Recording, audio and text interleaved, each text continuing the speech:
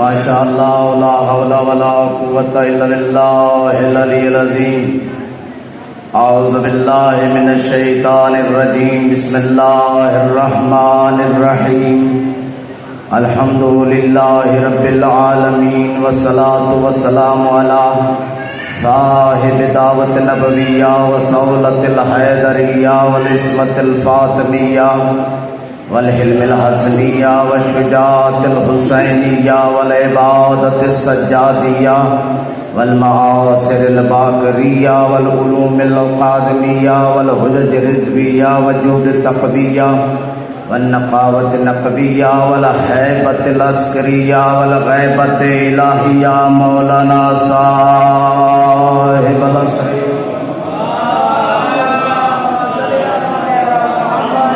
ثم الصلاة والسلام على سید الانبیاء والمرسلین وآلہ الطیبین الطاہرین المعصومین، سیما بقیت اللہ العظم روحی وارواح العالمین لہ الفداء، ولعنۃ اللہ علی اعدائہم من یومنا ھذا الی قیام یوم الدین۔ اما بعد، بسم اللہ الرحمن الرحیم۔ صلوات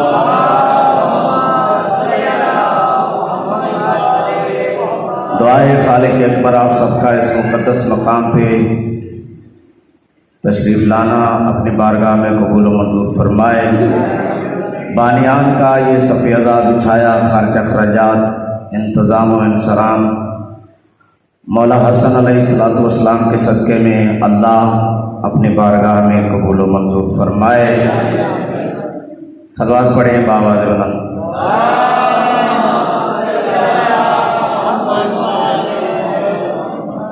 اگر آپ چاہتے ہیں کہ قبر میں آپ کے جسموں کو کیڑے نہ کھائیں، ڈر گئے ہو؟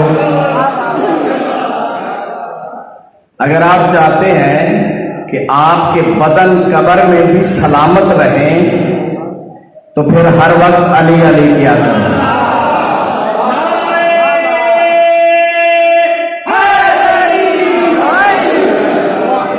آپ کی زیارتیں ہو گئی اور وعدہ وفا ہو گیا۔ اس سے پہلے جو مجلس گزری ہے چیلم کی، اس کے لیے میں انتہائی معذرت خواہ ہوں، نہیں پہنچ سکا۔ خصوصاً سید عباس سے بہت ہی معذرت چاہتا ہوں، امید ہے معاف فرما دیں گے، اور انشاءاللہ میرا اور آپ کا تعلق ولایت اہل بیت، محبت اہل بیت ہے، یہ تو کبھی ختم نہیں ہو سکتا، اور جب بھی آپ حکم فرمائیں گے میں انشاءاللہ حاضر ہوتا رہوں گا۔ آپ نہ بھی حکم فرمائیں میں پھر بھی آپ کی زیارت کرنے کے لیے آتا رہوں گا۔ صلوات پڑھیں بآواز بلند۔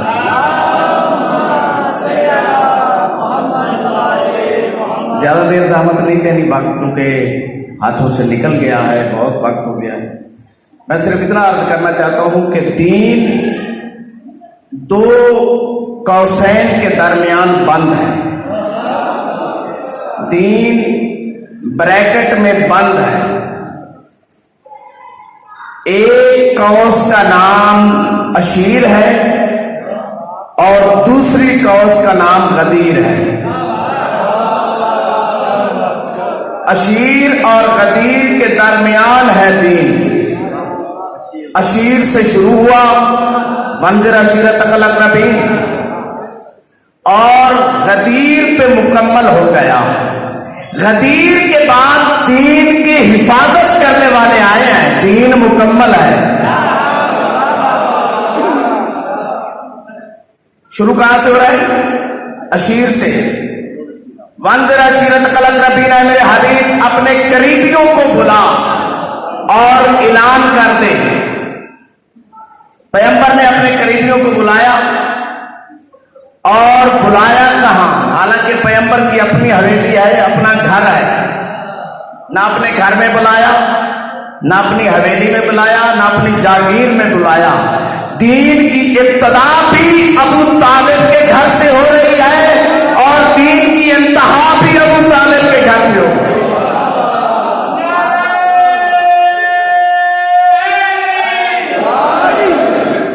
ابو طالب کے گھر میں دعوت کا اہتمام ہوا، 40 کافروں کو بلایا گیا. کافر تھے اس وقت، مشرک تھے، بلایا گیا. جب کھانا پیش کیا گیا، حالانکہ جاگیروں کے مالک جو اپنے عقیقے پہ، اپنے ولیمے پہ 300 اونٹ ذبح کر سکتے ہیں، وہ اسلام کی دعوت پہ 18 بکرے نہیں ذبح کر سکتے. لیکن پیغام دینا ہے، صرف ایک ران بکرے کی لیگ پیس اور ایک پیالہ دودھ کا. جب 40 بندوں کے سامنے رکھا گیا، ایک ایک بندہ پورے ایک اونٹ کا لیگ پیس کھا جاتا تھا. اس وقت اٹھ دی ران نہیں بیٹھی تو وہ سانو پتا ہے، اسی بلوچ سانو پتا ہے کتنا گوشت ہے. جب ان کے سامنے بکرے کی ایک رانا، ایک پیالہ دودھ کا، کونیاں مار کے مسکرا کے کہتے ہیں محمد یہ کیا کر رہے ہیں، مزاق کر رہے ہو ہمارے ساتھ. فرمایا یہ کھاؤ، کم ہو گیا تو اور منگا لیں گے. تاریخ یہ کہتی ہے کہ پیٹ بھر کے سیر ہو کے کھایا انہوں نے، نہ دودھ ختم ہوا نہ گوشت ختم ہوا. پیغمبر نے فرمایا تمہیں بلایا کیوں، کچھ کہنا چاہتا ہوں. کہنے لگے بھائی بڑا جادو ہے، یہ کہہ کر اٹھ کے چلے گئے. دوسرے دن پھر بلایا، دوسرے دن پھر یہی حرکت کی. ابو سفیان، ابو جہل، ابو لہب اور سارے ابو اکٹھے تھے. جب دوسرے دن بھی چلے گئے نا تو پیغمبر کے چہرے پہ ملال آیا. جناب ابو طالب نے دیکھا بھتیجے کو کبھی نہ پریشان ہونے والا، کبھی نہ پریشان ہونے والا بھتیجا آج پریشان ہے. بیٹا تیرے چہرے پہ کوئی افسردگی ہے، میں برداشت نہیں کر سکتا، آخر وجہ کیا ہے؟ چچا اللہ کا حکم آیا ہے، اعلان نبوت کرنا چاہتا تھا، دین کا پیغام دینا چاہتا تھا. وہ مذاق کر کے چلے گئے. فرمایا اچھا پہلے بتایا ہوتا. سلامت رہو. فرمایا بیٹا کل انتظام کرو، کل انتظام کرو اور باقی انتظام میرے اوپر چھوڑ دو. کھانے کا اہتمام کیا گیا، یعنی آج پھر کھانے کا اہتمام کرو. کھانے کا اہتمام کیا گیا. کھانا وہی جو پہلے دن تھا، کھانا وہی. اب معمول کے مطابق ایک ابو نے دوسرے ابو کو کوہنی ماری کہ چلو چلیں، بس اٹھنے لگے. یا ابو طالب کا ایک ہاتھ ابو لہب کے کندھے پہ آیا، دوسرا ہاتھ ابو جہل کے کندھے پہ. فرمایا اجلس، بیٹھ جاؤ کمینے شخص، آج میرا بیٹا جو کہے گا وہ تمہیں سننا پڑے گا.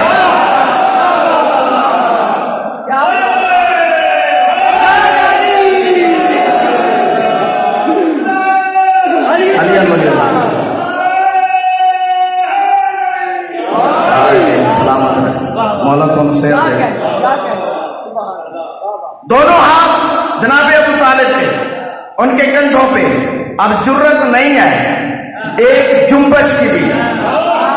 دونوں ہاتھ جناب ابو طالب نے رکھے ہوئے ہیں اور اپنے بھتیجے کی طرف دیکھا اور آنکھ کے اشارے سے بول کے کہا قم یا مولائی و سیدی، آئے میرے سید، آئے میرے مولا، اٹھو جو پیغام دینا ہے وہ پہنچا دو. جناب ابو طالب نے 2 لفظ استعمال کیے، ایک کہا سیدی، دوسرا کہا مولائی. رشتے میں بھتیجا ہے، بیٹے کی جگہ پہ ہے، باپ کی حیثیت رکھتے ہیں چچا ہونے کے حوالے سے، لیکن کہہ کیا رہے ہیں قم یا سیدی و مولایا، آئے میرے سردار اٹھو، آئے میرے مولا اٹھو.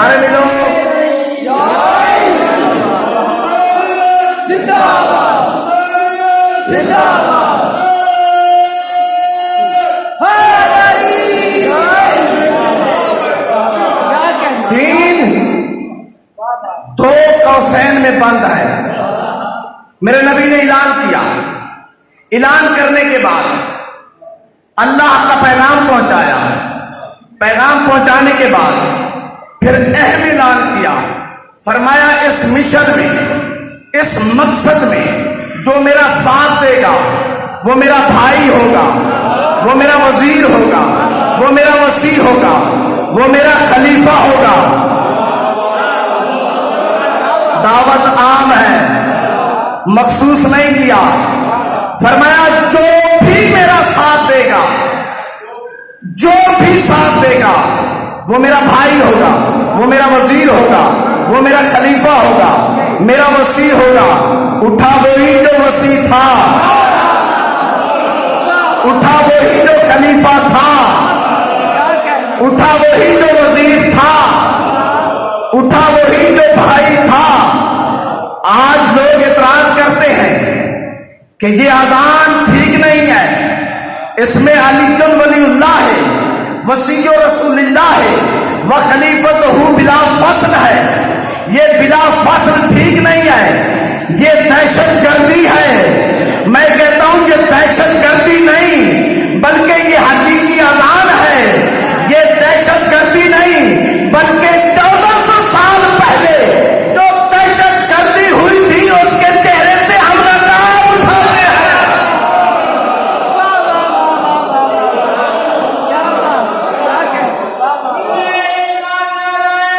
سلامت رہو۔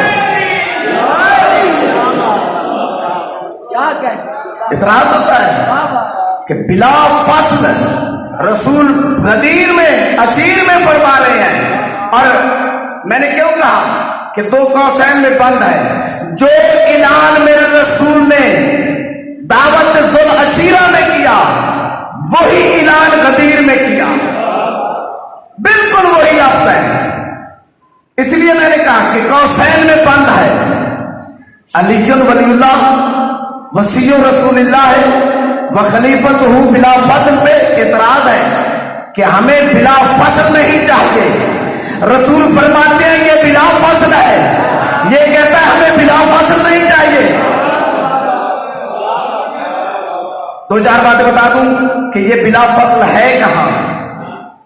جنت کے 8 دروازے، فرائض الصمدین، اہل سنت کی کتاب علامہ جوینی میرے پاس موجود ہے، اس میں لکھتے ہیں پیغمبر علیہ السلام ارشاد فرماتے ہیں کہ جب میں معراج پر گیا، آسمانوں کی سیر کی، آسمانوں کی سیر کرتے کرتے پھر جنت کی سیر کی، جنت کے دروازوں پہ گیا، جنت کے اندر گیا، محلات کی سیر کی، نہروں کی سیر کی، کوثر کی سیر کی، باغات کی سیر کی، ساری جنت کی سیر کر کے میں وہاں سے باہر نکلا۔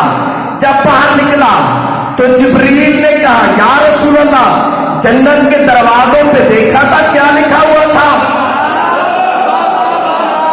میں نے کہا جبریل کیا لکھا ہوا تھا؟ کہا یا رسول اللہ دیکھا نہیں۔ جبریل آپ کی زبانی دیکھنا سننا چاہتا ہوں۔ کہا یا رسول اللہ وقت تو ابھی گزرا نہیں، مسافت تو اتنی ہوئی نہیں، واپس نہ چلے، واپس چلیں، جا کر دیکھ لیں۔ رسول نے فرمایا چلو واپس چلتے ہیں۔ جنت کے 8 دروازے، جہنم کے 7 دروازے۔ اللہ نے جہنم کا دروازہ کام ایک رکھا ہی اسی لیے ہے تاکہ کم لوگ جہنم میں جائیں اور زیادہ لوگ جنت میں جائیں، اور پھر جنت کا پروسیجر اتنا مشکل بھی نہیں بنایا، نسخہ بھی بتا دیا کہ جنت کیسے ملے گی، جنت میں جانا کیسے ہے۔ فرمایا لا یتمنى الناس ولا هم بعلی جبل ابی طالب لما خلق اللہ النار۔ اگر پوری کی پوری مخلوق علی جبل ابی طالب کی محبت پہ جمع ہو جاتی اللہ جہنم کو بناتا ہی نہ۔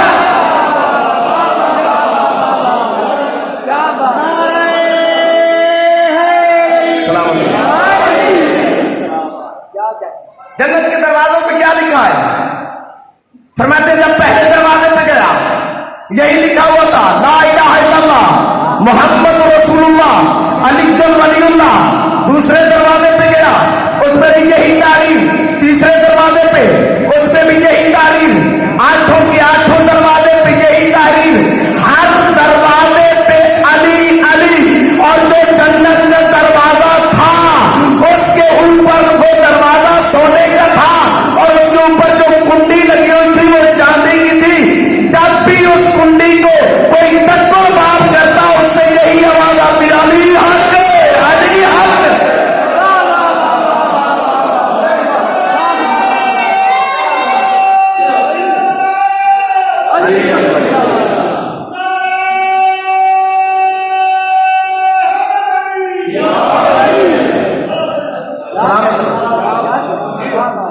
जन्नत के दरवाजों पे अली वलीउल्लाह लिखा हुआ है।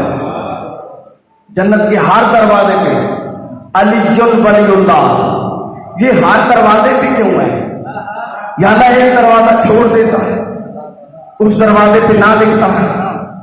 फरमाया जन्नत के, अजब नहीं कि आवाज आए, जन्नत के हर दरवाजे पे अली इसलिए लिखा है। हो सकता है जिसकी दुनिया में आदत बनी हुई है कि वो जिस दरवाजे पे देखता है अली लिखा हुआ है, कहता है ये घर शीजा का है। जिस दरवाजे पे लिखा हो वो घर शीजा का है। हो सकता है जब वो जन्नत में आए तो वो दरवाजे पे लिखा हुआ देखे या अली, तो वो चाहे उस दरवाजे से जिस पे अली ना लिखा हुआ हो।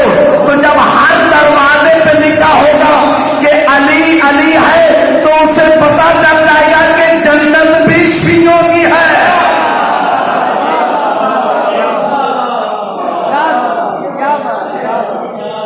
पैगंबर अलैहिस्सलाम तशरीफ फरमाते, रावी कहता है नमाज पढ़ाई जोहर की, नमाज पढ़ाने के बाद फिर मेराब की तरफ पुष्ट लगाई और नमाजियों की तरफ मुंह किया। पैगंबर ने फरमाया मैं तुम्हें महशर की एक बात सुनाऊं?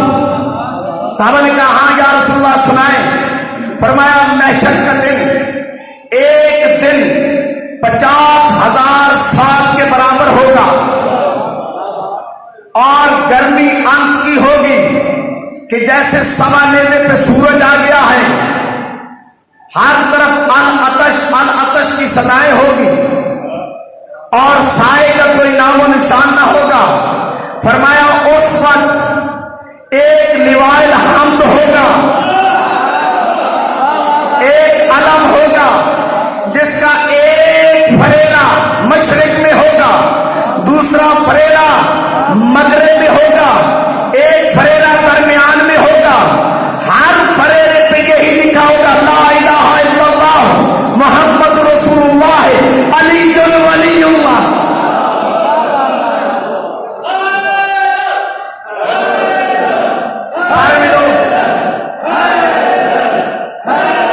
माशाअल्लाह जन्नत के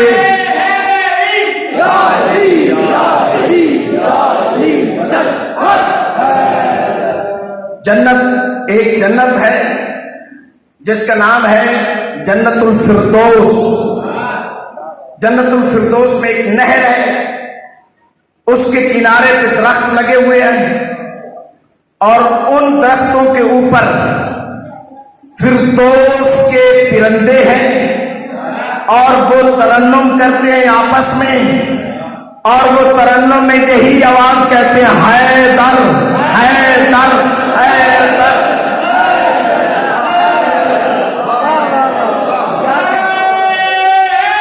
सलामत।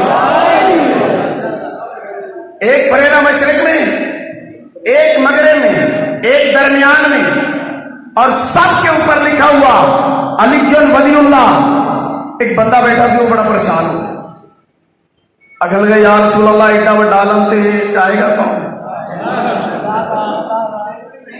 मशरिक मगरिब उठाएगा कौन? तुसी समझ गए हो। वो एडा बड़ा हो के फिर भी परेशान भाई चाहेगा कौन? या रसूलल्लाह इतना बड़ा आलम उठाएगा कौन? अब आपको पता चला कि अलम की अहमियत क्या है। लिवाइल हम्द पे अली वलीउल्लाह लिखा हुआ है। या रसूलल्लाह इतना बड़ा अलम जिसका एक फरेरा मशरिक में, एक मगरिब में, एक दरमियान में, इसको उठाएगा कौन? रसूल ने मुस्कुरा के फरमाया लिवाइल हम्द को महशर के मैदान में भी वही उठाएगा जिसने खैबर के मैदान में।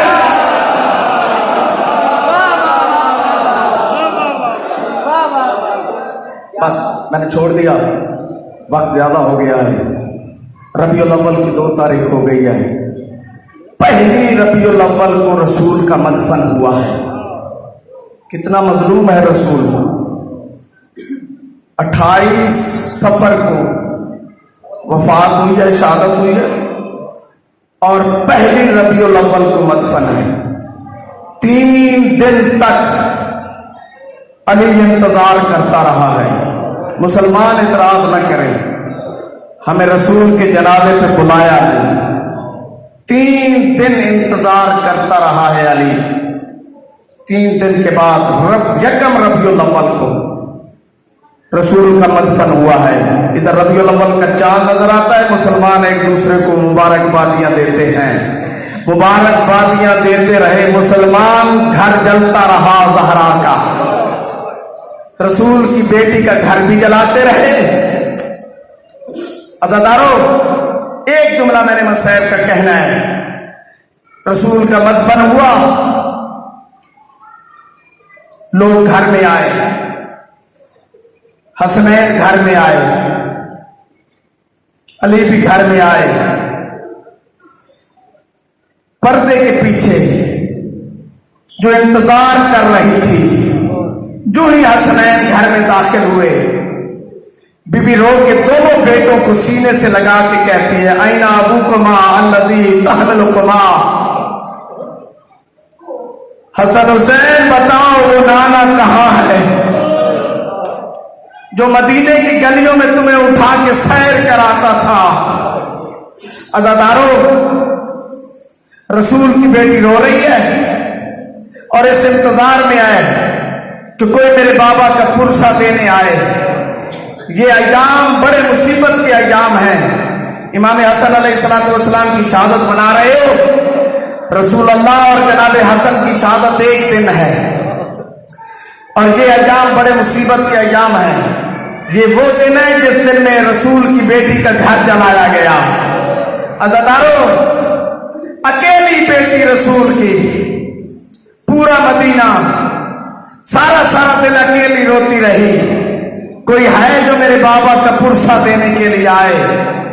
عزادارو، آئے مسلمان پرسہ دینے کے لیے، لیکن کس انداز میں؟ کسی کے ہاتھ میں لکڑیاں ہیں، کسی کے ہاتھ میں آگ ہے، کسی کے ہاتھ میں تلوار ہے، کسی کے ہاتھ میں تازیانہ ہے. مسلمان دروازے پہ پہنچ گئے. آگے دروازے کو دھکے دینے لگے، کہتے ہیں گھر سے باہر نکلو ورنہ گھر کو آگ لگا دیں گے. رسول کی بیٹی بڑی مشکل سے اٹھی. سر پہ پٹی باندھی ہوئی تھی، دونوں ہاتھ کمر پہ رکھے ہوئے تھے. جھکی ہوئی کمر کے ساتھ بڑی مشکل سے دروازے پہ آئی اور رو کے ایک جملہ کہا، حیا کرو میں تمہارے نبی کی بیٹی ہوں، وہ جس کا کلمہ پڑھتے ہو میں اس کی بیٹی ہوں. عزادارو، لوگوں نے حیا کیا؟ حیا نہیں کیا، بلکہ جب بی بی نے وہ دھکے دے رہے تھے دروازے کو، بی بی نے ایک ہاتھ سے دروازے کو روکنا چاہا. ایک ظالم نے تازیانہ مارا اور وہ ہاتھ پہ ایسے لگا کہ جب تک بابا کے بعد زندہ رہی پھر اس ہاتھ سے تصویر نہیں کر سکی. وَسَيَعْلَمُ الَّذِينَ ظَلَمُوا أَيَّامَ الْقَلْبِ يَلْقَى.